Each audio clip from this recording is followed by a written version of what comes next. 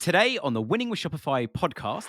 I was inspired by my dad, and I thought, you know what? I'm going to name it after his middle name. I'm going to call it Burton Goods, and I'm going to try this again. But this time, I'm going to do it on my timeline with all of the experience of 15 years. Who on earth starts a new business and say, hey, we did it so badly last time? It's like, that is the most authentic way to start a conversation. The point of the email program is not just to drive opens and clicks, right? It's to actually support the business. Brian and the team at Seguno had really partnered with me. They had really come around me. They were teaching me things I had never been told. So are you telling me you enjoy doing blog posts and email more than sitting on developer calls at Magento about security updates? Is that? Yes!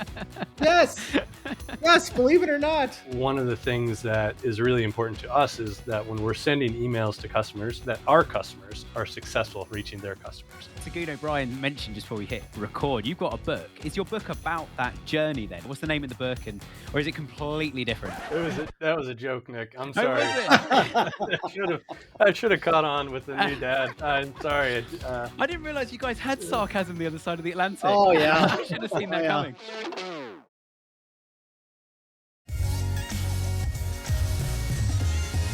Hello and welcome to another episode of the Winning with Shopify podcast. If you've not tuned in before, my name's Nick, and if you're wondering what t-shirt I'm wearing, which I nearly forgot to shout out, but I haven't even told him, but one of our previous guests, James, who I think would have been 2 weeks before this episode, from SAA Clothing, I've ordered one of his t-shirts, and we've also put on our Instagram a little, I think it's called stop motion. I'm not really into video editing, but it's lots of pictures all stuck together of us unpackaging the products. It's absolutely amazing. It's an incredible cause. It's all about autism.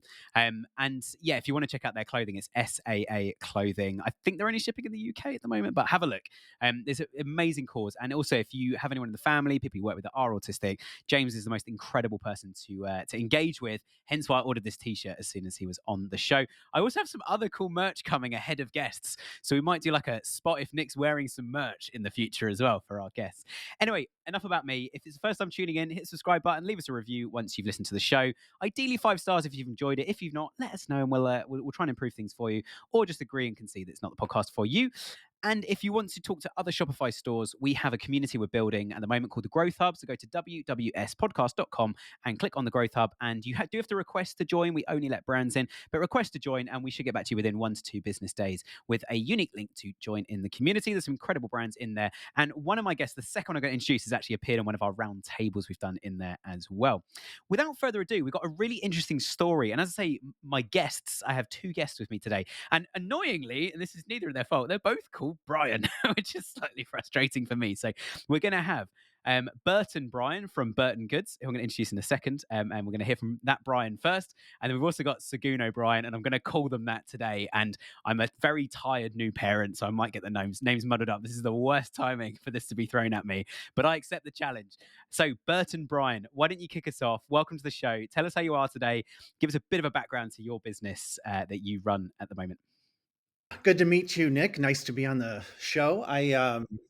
We are Burton Goods is a small Minneapolis business, Minneapolis, Minnesota, in the USA. We design and sell online luxury leather accessory goods. So think iPad cases, iPhone cases.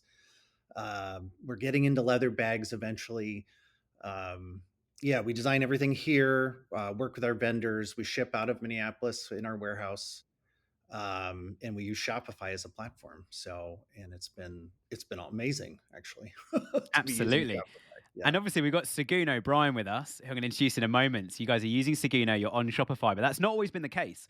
And we're going to talk about that as we go through. So if you're sitting there not on Shopify going, oh my gosh, this all sounds too good to be true, the grass is always greener. There are downsides to Shopify, but we're going to talk about the move you've made from some of those other platforms in a second. But Seguno Brian, if people have never heard of you, it means they've never listened to the show, because you are one of our sponsors and actually one of our longest running sponsors as well. You've been on the show a few times yourself. You've been to a round table. We've done the Growth Hub. If someone lives under a rock or in a cave, or both under a rock in a cave, tell us a bit about yourself, Brian, and also a bit about Seguno.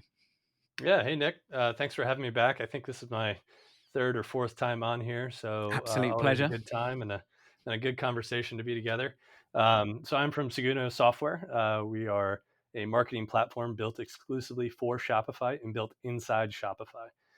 So we love working with brands like Burton and helping to build out email marketing strategy, pop-up strategy, product review strategy. We also have a number of other products for unique discount codes and a Canva connection that is quite popular at the moment, new product that we launched this year. So really excited to be back here. You can find me anytime, Seguno.com. You can book a call with us and talk about email marketing strategy. And Brian and I actually get to spend a ton of time together. I think we had a conversation a couple of weeks ago about how Burton was doing, and then might have had a little tangent into Asheville brewery scenes. Yes. So Right. I love getting to work with brands and helping to build programs and helping to basically build businesses as best I can. So really excited to be back here and talk about that today. Amazing, amazing. And so good to have both Brian Burton on for the first time and also Seguno Brian on. And again, I'm going to refer to them as that. They're left and right on my screen. So we'll see how we get on with this. But we're going to start with you, Burton, Brian. Why did you decide to move from Magento into Shopify? Yeah. So like, why would you get out of a quicksand into like clean prairie that's warm and cool breezes? And yeah, no, Magento was basically, I was using Magento on the business that I ran before. And so when I started over, basically I started over. We'll get into that possibly later. I decided to work with Shopify because I thought, it's the easiest way to enter into. I did the whole, what is it, $1 a month plan for 3 months. I built the website out myself in 3 months, and got ready to relaunch a new brand. And I didn't want to have anything to do with Magento because I mean, for the obvious reasons. Magento is extremely complicated. You need coders. Less now with AI, as AI can help you code, but it's still a ton of work. There's tons of plugin issues and security issues. That was one of the biggest things we had was security issues with our old site in Magento, and I don't think we've had any at all with Shopify. So yeah, it's been like night and day different, actually, for a small business owner like me. Yeah, 100%. And I mean, as an SEO agency, we've done loads of migrations. We've done one from Shopify Plus into Magento 2, but it's only because we were basically doing so much with the Shopify engine, it started breaking. And it was like, actually, we need to get an engine we can convert up from like a V6 to a V12 using a car analogy. But having done so many of those migrations, I think one of the frustrations we find, it sounds like you've had the same thing, is you're sitting there going, I should be spending my time doing sales and marketing and getting more customers in, getting more lifetime value out of our customers. But actually, I'm sitting here on a 3-hour call that's costing me $1,000 with the developers to basically just go from like, we've dropped below ground zero on our security again, and I want to get back. Whereas actually on Shopify, it's like every Shopify store in the world can be on Shop Pay, for example, and you're already part of the whole ecosystem where people can order products and review them. And as you say, it's $1 a month to start, or whatever the rate is now. Do you ever find that in your warehouse you have dead stock? You can't sell it, no one wants to buy it, and you can't get a refund on it. Or alternatively, you're missing inventory in your warehouse that you need. You've got sales coming in and you're low on stock and you haven't ordered more stock in time. All these things hit profit, and I've been there. I've run my own Shopify store and had exactly that problem. But we've partnered it up with Inventory Planner, who have the most incredible app to help you manage that and forecast exactly what products, what SKUs, even down to what color of product you need to order in advance to make sure stock levels remain consistent throughout. They're also running a 7-day boot camp, and if you want to go and sign up to that, it's 7 emails over 7 days, and it takes the same amount of time as your morning coffee. And in 7 days, like me, you can become an inventory management pro. Both links are in the description. Enjoy. I'm going to jump around slightly. I know we just agreed the plan for it, but you've mentioned the previous business. I would love to, before we start talking about kind of directly into email, I want to jump ahead, I think, just to get a bit more context on this. Tell us about the previous business. And you mentioned before we hit record bankruptcy as well. There must be some amazing stories that you've had out of this, and some challenges, some real learnings. Talk us through some of those, like kind of leading into Shopify, and then we can talk about that kind of email base and what the email journey looked like of telling those customers what had happened. Yeah. So to tell it really short and as succinct as I can, the Patent Quill started in 2010. We were making accessories again for iPad in 2010, and it expanded into leather goods over the next 15 years. I started by painting my web designer's deck. She built me a website. We didn't do any ad buys for the first 3 years. We just talked to the press, and Wired featured us, and CNET featured us, and all these different publications. So we were growing in those early days of the 2010s. There was a lot of growth, and it expanded quickly.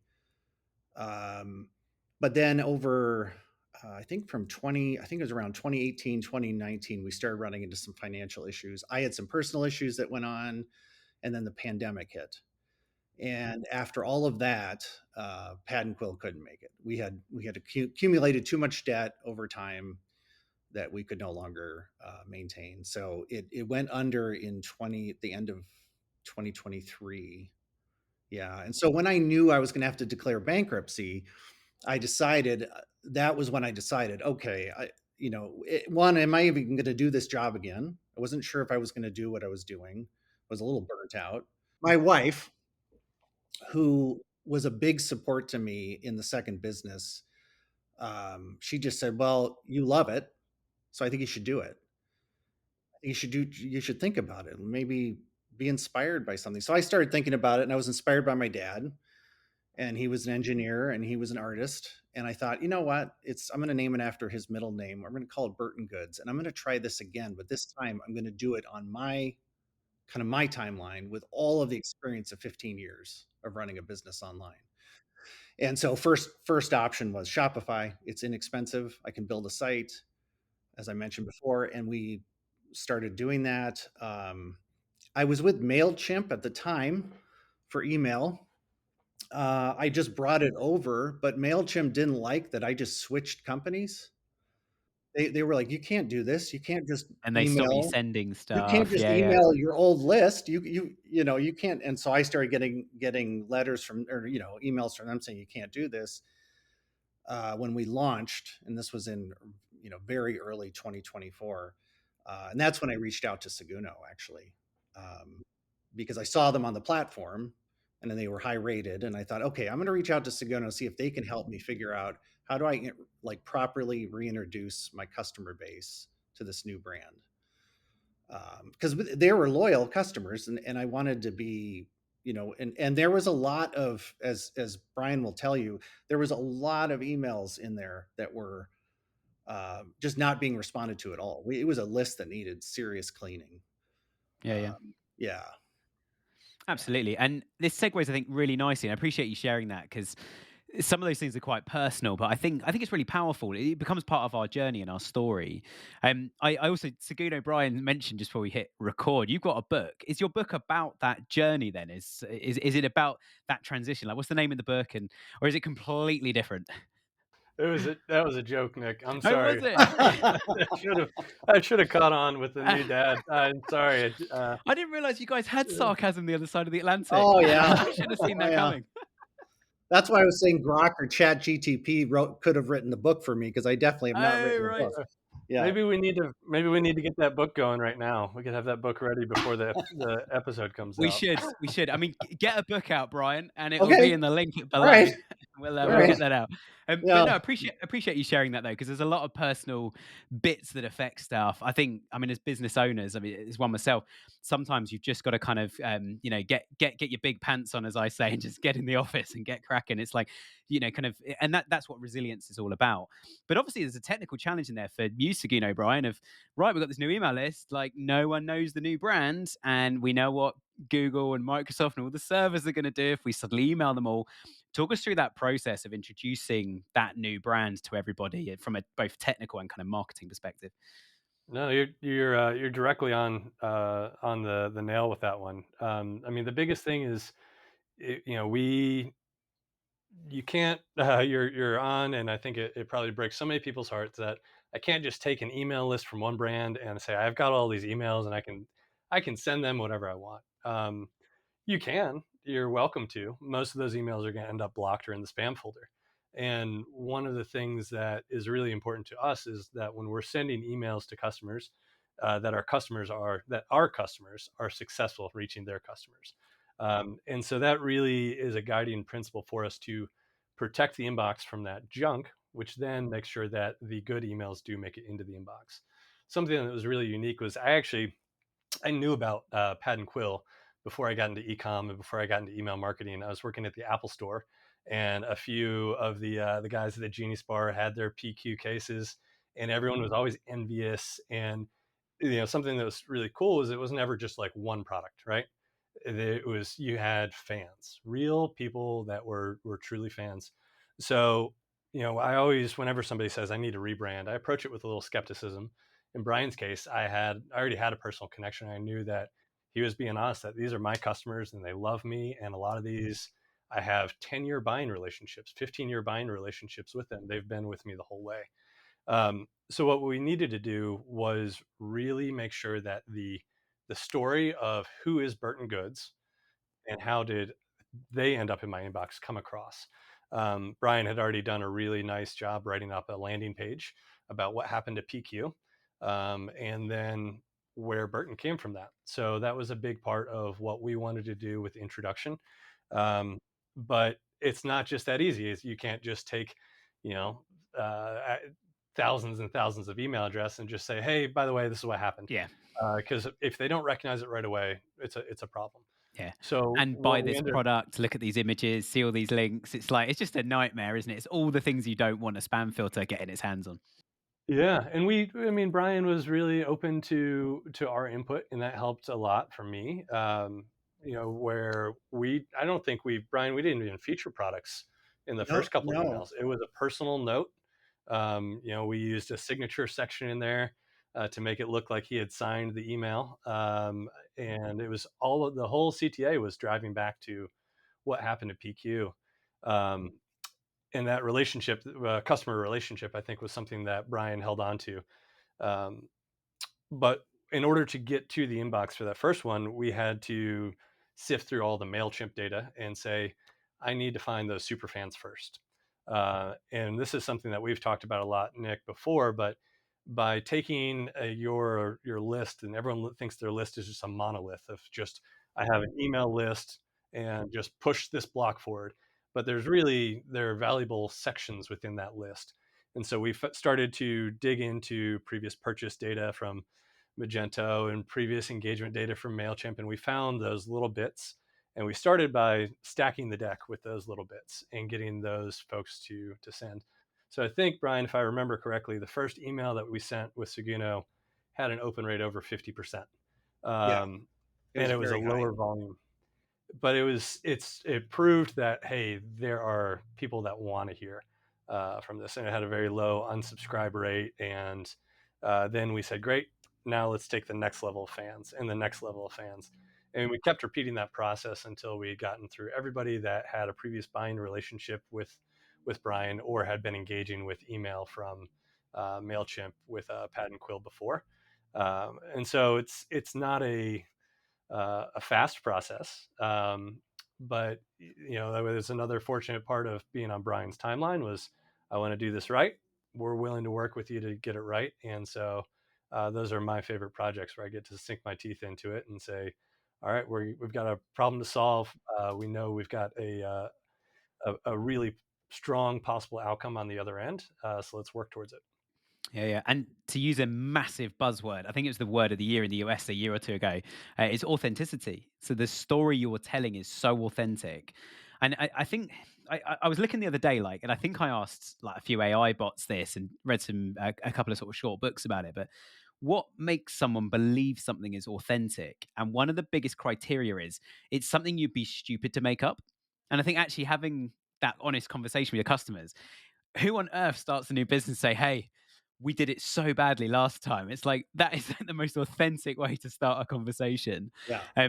I've certainly noticed more and more over the last probably year or two, the amount of guests we get on here who probably a big chunk of what they say actually is not like, hey, we've done this and done this and done this. A lot of it is like, look, we make a ton of mistakes. And actually we just, every 8 mistakes, we need a success, or whatever their ratio is, we need something to go right. And so I think doing it in that staggered approach, there must have been, and to ask a slightly poignant question on this, there must have been some points for both of you guys, and we'll go to Bert and Brian first. I told you I'm going to use those names. We're going to go to Bert and Brian first. there must have been points where you were thinking like, "Oh, I'm done. Just hit send all," but like actually holding your nerve to say, "No, we're in the process. The process. We need to get this process right, or it's going to fail." Yeah. Yeah. Oh, there was. That would be when the numbers were decreasing in how many we had a very large list that went like this. And I was like, oh no. And the Yeah. reason why was because a lot of these emails were not, no one was ever responding. And he said, and Brian at Seguno was telling me, he's like, this isn't helping this is hurting you. This is hurting your reputation because these are people who are never opening and we need to stop sending. So it was whittling down an email list that was, I thought was this big number, and it's about probably half of what, I think that's about right. I think about we half. ended up about half of the original. And it's interesting because it's fine because these are the people that actually are engaged, and that's wonderful. And that part I love. Um, And I guess by doing that, the ones you are, the half that you're reaching now, you're probably reaching more and more engaged because you've understood them more and you're getting through more spam filters. So more emails are being delivered. Seguno, Brian, I'd love to ask you the same question. Like, were there any points as well where you were, did you kind of stick to your professional guns at all points going, no, we got to stick to this? Or were there moments you were like, just, control A, send, to send to everybody? Yeah. Like there, I'm basically asking the question: how scary is it for brands to go through the process that Burton Bryan's just, just been through over the last couple of years? Yeah, well, I mean, I think there's. I apologize if my earlier statement made it think that it was just a nice smooth ramp. Oh, it didn't sound like As that. Don't we worry. got that was Like the I challenge. think Yeah, yeah. Brian and I had to step back and reset maybe 2 or 3 times before your first large product launch. Um, and the honest piece is, Nick, I could have just tried to stick to my guns, but um, I have it's the point of the email program is not just to drive opens and clicks, right? It's to actually support the business. It's to bring customers in. So to not pay attention to what Brian's business priorities were and when we needed to have a sale or when big things were going through, then I wouldn't have been a good partner in that way. So there were, I think, a few times early on where we said, you know what, we're going to try to do a bigger send, or for this weekend only, we're going to forget our best practices and hope that we have enough goodwill with the Googles and the Microsofts of the world to just look the other way just for 3 days, please. And Yeah. and I think we sometimes had they some did, success with that. and sometimes they Did they? didn't. Okay. Sometimes they did, and I can sometimes believe the they didn't. didn't more than the did, but Uh-huh. Well, that is the problem interesting. is Yeah. when they didn't, it took us 2 weeks or 3 weeks to clean it up afterwards. When they did, it was much nicer. And then Brian was very busy making sure that everything was going well on the site and fulfilling orders and all of his side. And I got to sit back and be proud. But no, the big pieces were when you start to build that reputation, you get to the inbox providers know all of these things. They're seeing how are people opening and clicking, how long are they opening and clicking. Your suspicion about, did your phone know what your email said? Probably is true. Yeah. So all of those little pieces where the providers know, do people want to get your emails? And then when you build up that reputation, that it gives you more um, more goodwill to get through to some of those marginal inboxes, and then they'll start to release more of those in there.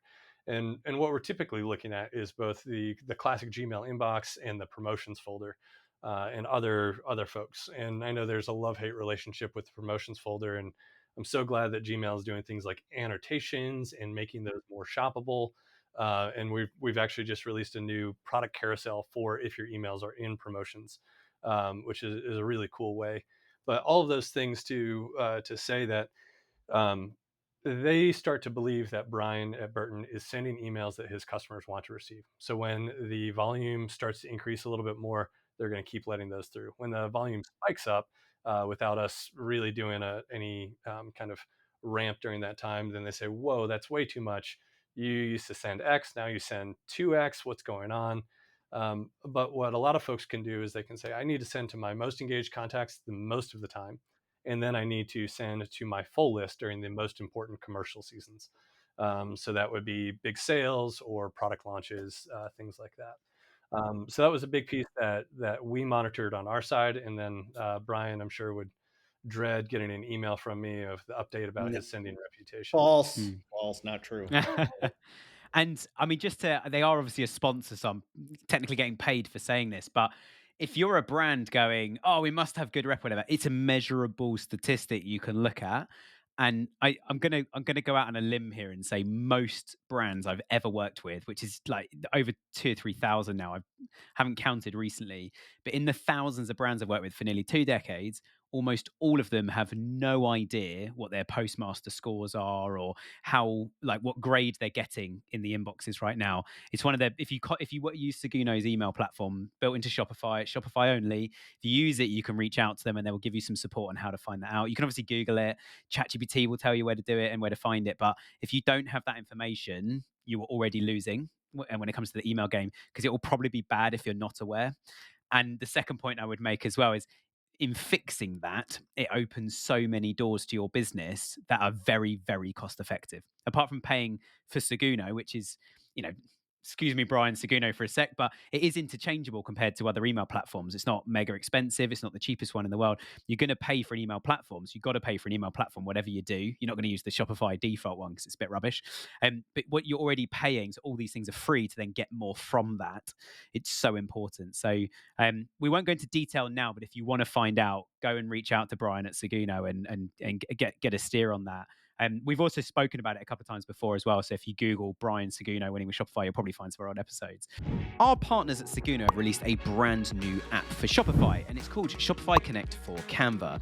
You can essentially look at all of your product images from Shopify directly in Canva and export them straight back. This can save you a lot of time. If you want to find out a bit more about this or go and find the app yourself, you can go to seguno.com/Canva. Enjoy. But that became a building block, didn't it, Burton, Brian? Still using the names. So that became a building block for you guys, and you guys hit some milestones quite ahead of the schedule you had set. Talk us through the next bit of the story then. So you told everyone you'd changed, you'd done some product launches. What are some of these milestones that we're talking about? Yeah, just to go back on one thing you just said, I am an example of what you just said. I had no idea there was even a Postmaster score, and I'd been in this business since 2010 until Brian from Seguno told me, "Did you know there's a Postmaster score of your email?" I was like, "What? There is?" And I had no he walked me through IP, what the IP score is, what your web, all the different scores. I had no idea. I was actually the This was same. very new to me. Yeah. We Um, had the same with our emails. So I feel like this is almost becoming one of those anonymous sessions where we can all share yeah. about our our failures that Brian at Yeah, and well, Seguno's fixed for us. what I'm trying to say is that that's why I felt like Brian and the team at Seguno had really partnered with me. They had really come around me because they were teaching me things I had never been told. Now Mailchimp was probably that's where I'd come from, and they were. Um, I was with Mailchimp for 15 straight years. I can't tell you how much money I spent on Mailchimp. Yeah. Wow. Quite a bit. And I don't think anyone ever reached out to me for Mailchimp ever. I don't think I've ever gotten a call, which is incredible to me. That's incredible. And so with Seguno, I was called. I think Brian, you reached out within days after we signed on. Yeah, Um, I think so.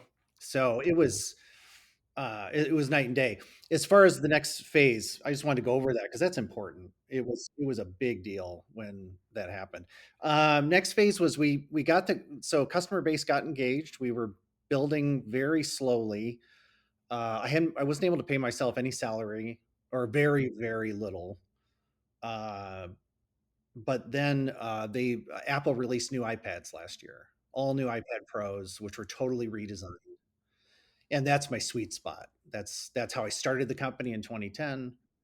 The old one, um, I knew what I was doing when it came to iPad, how to design a really nice case that really was functional and beautiful, and so we went after it hard, and it just exploded. Our revenue exploded starting in, I think it was about May of this year. Yeah, actually May of a year ago. So we had a really big year. So I was able to start paying myself a salary by, I think, July. Yeah, a minimal salary, which was great. Which My is wife pretty early for a liked new that business. It's very normally just much. keep reinvesting. Yeah, yeah. Yeah. Yeah, and then the other thing was the big milestone was build an inventory with no debt. That was what killed Pad and Quill was leveraging far too much debt to expand the business too quickly. That's something we've been able to do, and that was a big deal. So I own a lot, all the inventory. It's far exceeds any small debt we have, and that's a huge part of it. And a lot of that has to do with engagement with customers. So yeah, and that's one Yeah. thing I wanted to bring up too. You didn't ask Mm, this, but I was just going mm. to say really quick the thing with email that I learned from the old company to the new was that I had not been really engaging customers as well as I could have. I think part of it was that I was too kind of not aware because I was so busy and overwhelmed. But in this business, we've been using email to really engage with. I don't know if you've seen this, Brian, recently, but I have a lot of my posts are about our newest blog posts, and we're doing comedic blog posts, and we're doing like how-to blog posts, and I'm actually really enjoying all of this. Customers seem to be reading it. I don't care if they buy anything. I'm kind of hoping they just click on it and read a little bit of the post. So are you telling me you enjoy doing blog posts and email more than sitting on developer calls at Magento about security updates? Is that Yes, yes, yes. Believe it or not, it was way good? more interesting. That's Yeah, good. Yeah, yeah. But I think it's exactly. I mean, it sounds like you've almost got the tool stack that works for you. And I'm going to use the phrase "works for you" because it is all relative and it's different for other people. Some people want way more flexibility than you could get with Seguno or Shopify and that kind of tech stack. But it's working. I think you've got the tech stack now that's working for your business. But with this product launch, I mean, you jumped on it quickly. You must have jumped on it certainly in the premium iPad case market. So you must have been so much earlier than anybody else when the new iPad Pro and everything came out. Seguno, Brian, what happened? I mean, I know they would have gone up. Like, talk us through the email open rates, the click rates. Like, how engaged were the audience in this new product launch and everything that was going on? Yeah, well, that was a big piece that I was alluding to earlier. Was Brian let me know as early as I think he could that we needed to be prepared for that launch. He needed the list to be ramped up and ready to go when the case came out, and so that gave us a deadline. That gave us a big goal of great. You know, we have products that we can sell in the meantime. We obviously want to start to sell those products and support Burton at that point. And then when the iPad case came out, I remember looking at the open rates and the click rates and just like, okay, it happened. And Hmm. Brian was absolutely right. You know, all of a sudden when you're getting double digit click rates, and you know those are uh, you know pretty strong indicators, and I think the conversion rates are jumped way up as well, And and still a fairly it new was really business, new incredible. domain. So, like, it's all quite early for those things to start getting to that level. Yeah, yeah. At that time, absolutely, a couple months. That's a pretty quick ramp. But that goes back to the relationship that Brian had. That we were not building completely from cold. That he had a relationship. He had a high quality product before that he was able to were able to carry that forward with us. Um, but that's something that I think is a challenge. I don't know, and Brian, maybe we've never talked about this, but I don't know if you chose to launch Burton knowing the iPad launch was coming up in 6 months and that was going to be the goal. But you know, no, I I had don't no replace idea. my phone every year. Yeah, I think I'm on 3-year-old period at this point. But when Brian's talking about sending out content that's engaging, you have to keep that relationship going and keep Burton at the top of their mind until they buy the next product, until their new AirPods come out, or until the MacBook finally bites the dust after. I think I've got one that's still running from 2012, but it's still going. Like those are you have to stay in mind. So the comedic posts, those blog posts. I think Brian started recording videos of showing the products at one point, and those were just crushing it, and just finding new ways to really kind of show off the products and um, keep that going. But to be really honest, Nick, the I had done all my work up to that point when Brian launched the iPad cases. It was really just okay, that's why we did it all. Open rates, click rates skyrocket. And now we're on to how do we take all of the people that love their iPad case and get them into a phone case and get them into one of the incredible Apple Watch bands or get them into some of the the new accessories that are coming out, the more device agnostic ones that are coming out. So that's really where you take the retention side of it, and that's our next goal that we have to do. So Absolutely. And you've mentioned quite a few of the products. And if you're not watching on YouTube or any of our video platforms, guys, like you're missing out. And this is this is a line for me. Talk about opportunities. Burton, Brian, talk us through. That's obviously an iPad case. Yeah. Talk us through some of the Yeah. So products. this is a new iPad case we're about to release, and it's a new leather. It's an aged amber leather. It's magnetic. So the iPad actually is sitting in here magnetically. Oh, nice. Yeah. It's very thin, so you can take it out quickly and put it into your Magic Keyboard. It's protective and slim. We've been listening to customers. They were feeling our current magnetic case was a little bulky, so we wanted to come up with something very, very slim and easy to use. And then, like, this is an iPhone. Here's an iPhone 16 case that we do with stitching. It has some reverse chevrons, and then we have MagSafe stands. That's really cool. So you can put those in, cards in there. Yeah. And, yeah. Seguno, Brian, you shouldn't be too surprised because you've been sending emails with this stuff in. But I hadn't seen the MagSafe. oh, nice. Case. Yeah. Well, this hasn't. Well, and that hasn't. It. By the time this broadcast, it may have launched. We'll see. All right. So, see, Nick, I'm in the clear. It's a new product. Okay, I'll let you off. We're not in the lab together exactly. As a good broadcaster, I'll now say this is a Winning with Shopify exclusive. It's the only place. Yes, it is. But I think, the products are amazing, and kind of come back to your point, Seguno, Brian, about the open rates and things. Sometimes we are presented with an own goal, and actually, I think what you've just described really well. If I use a metaphor for this, it's if you're not ready to strike the football, the own goal is irrelevant. And actually, Burton, Brian, you guys were well situated, all the right knowledge, and everything you've just shown. The fact that you guys create your own products and create them on site, it must make your life so easy to make incredible products because you go, well, let's just make one, and we just make one here, and then we go, well, that's not very nice. Let's just modify it as it is, or let's go. Do you know what? I've not ordered 100,000 of these things from China or Vietnam or something, and gone. I don't like the corners. They've got to go. You just go, well, we'll just make one, and it's rubbish, right? We'll just chuck that in the bin. We'll make a next one, and it's much better. You said about making it lightweight. We can do that quickly and find a solution rather than.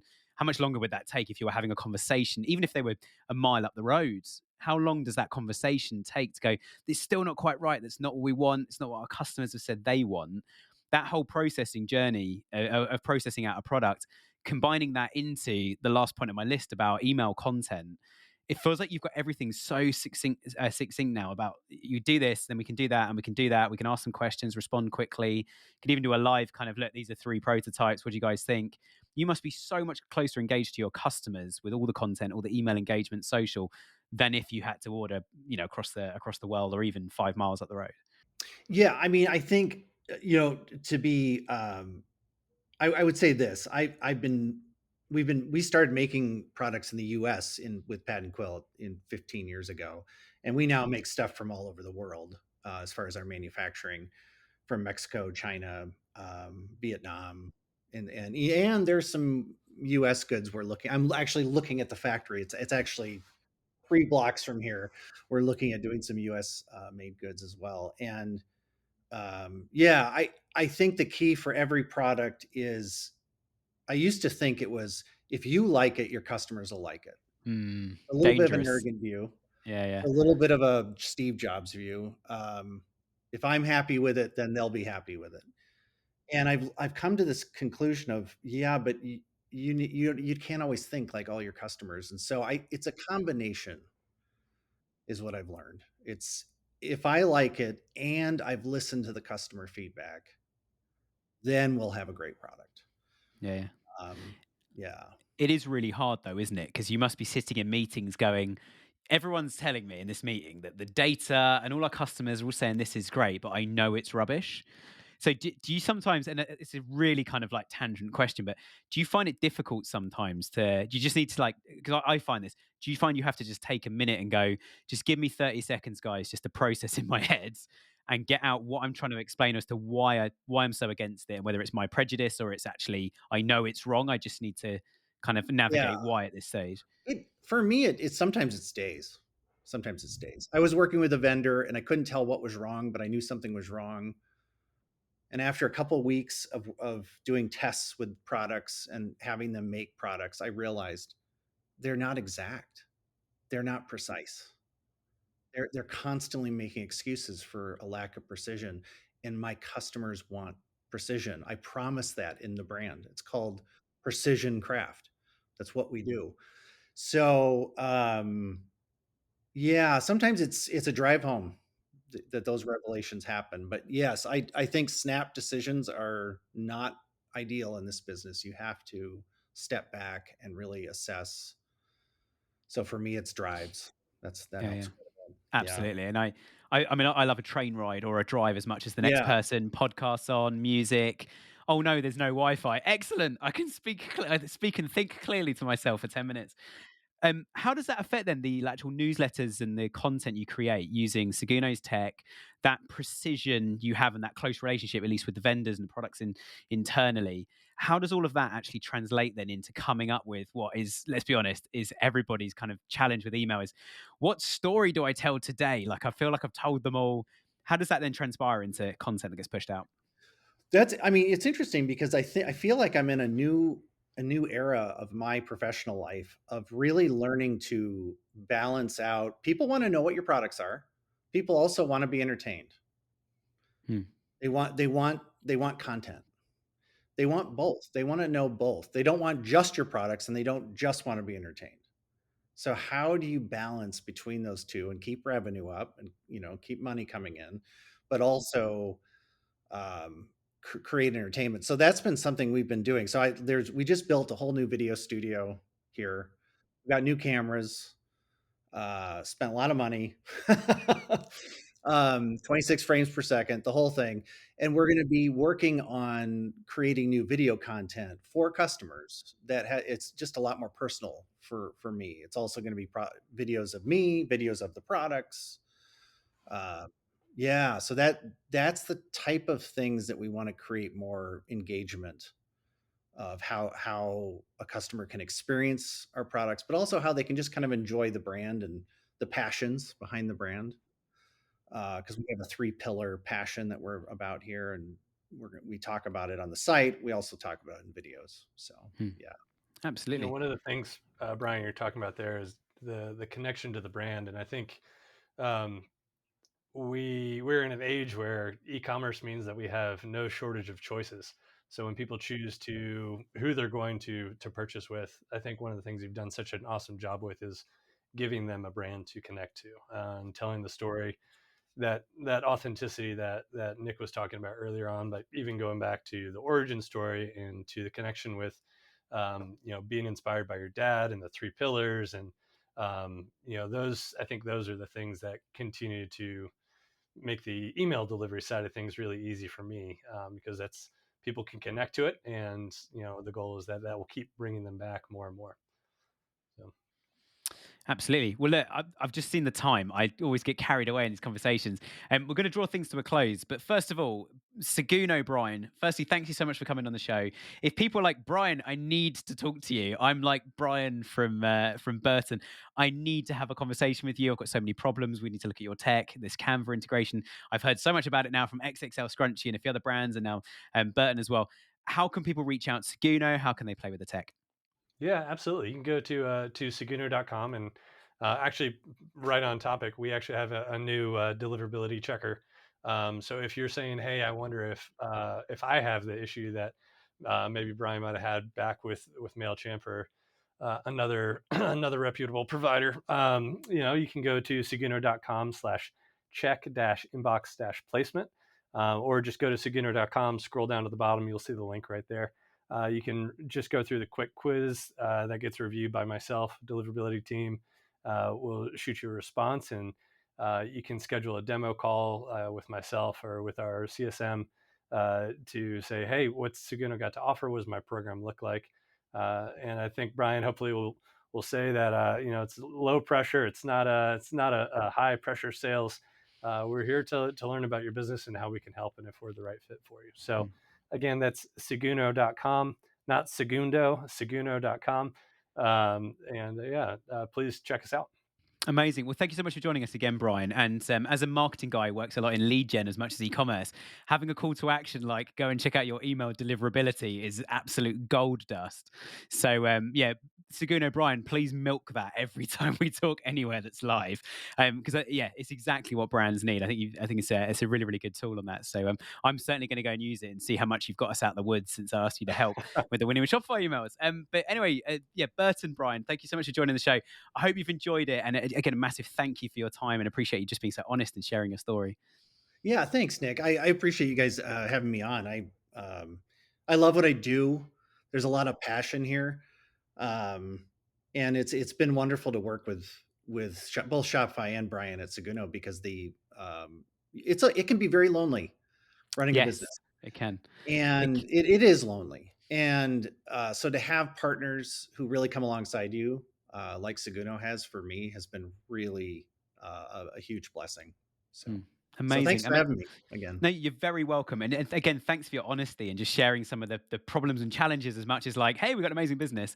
If people want to follow you and see these newsletters, come sign up, even buy some of your products, because let's face it, everyone listening has some sort of device they're listening to right now. So they're all potential customers. Yep. But how can people reach out? What's your website address? How to join the newsletter? Yeah, the website is www.burtongoods.com. And if you scroll to the bottom, there'll be a sign up for the newsletter. But yeah, you can just check out the products and check out our story. You'll go to our blog, you'll see a lot about our story and what we're about, what we're passionate about. So amazing. Well, Team Brian, thank you both so much. And for everybody tuning in at home, if you want to tune in more than you have as a one-off, do hit that subscribe button. Please leave us a review. We post almost every Friday. We've got so many shows lined up over the next few weeks to record, which is amazing. So we're not going to miss another one. The only time we missed one is I literally just had not slept for 3 days solid. So it was like, because my baby had arrived. So it's like, I am not doing an episode right now because it would be the worst episode ever.